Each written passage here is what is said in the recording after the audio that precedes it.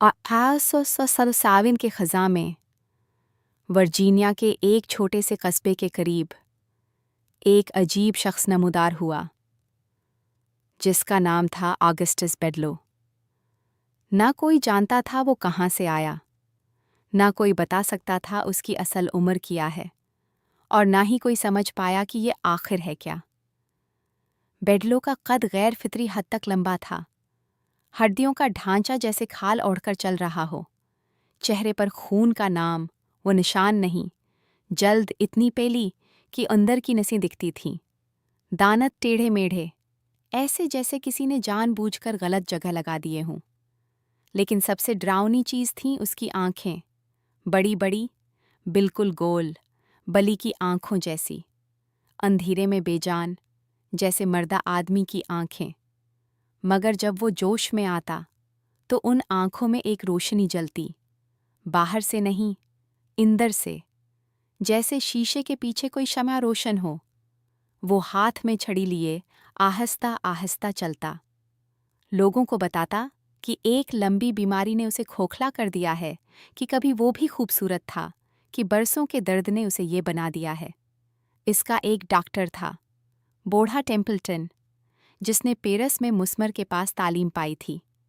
Templeton का यकीन था कि जिस्म में एक पोशीदा मकनातीसी ताकत होती है जो इंसान को बदल सकती है, शिफा दे सकती है। वो बेडलो पर ये तजर्बात करता रहा, बार बार, मुसलसल। और फिर कुछ होने लगा। इन दोनों के दरमियान एक अजीब ताल्लुक़ बन गया। बेडलो इलाज के दौरान बेहोशी में चला जाता, और जब होश आता तो ऐसी जगहों का हाल बयान करता जहां वो कभी गया ही नहीं था।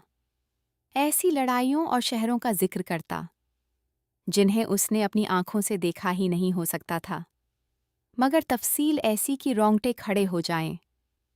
लगता था जैसे उसने कई जिंदगियां जी हों, कई ज़मानों में। कस्बे वाले आपस में सरगोशियां करते, क्या ये इंसान है? क्या टेम्पल्टन के तजर्बात ने उसे कुछ और बना दिया, या ये पहले से ही कुछ और था और ये तजर्बात बस उसके अंदर छिपी चीज़ को बाहर निकाल रहे थे। बेडलो 1844 में मर गया।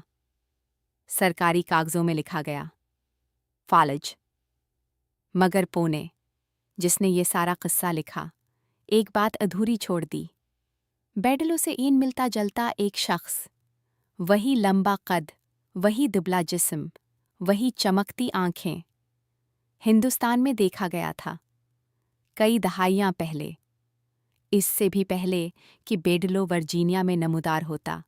तो अब बताइए, क्या ऑगस्टस बेडलो एक इंसान था जो किसी तजर्बे से बदल रहा था, या वो कोई ऐसी रूह थी जो 100 जिंदगियां जी चुकी थी, और टेम्पल्टन की मकनातीसी ताकत बस उसे याद दिला रही थी कि वो कौन है? आप क्या समझते हैं? क्या ऐसी रूहें वाकई होती हैं?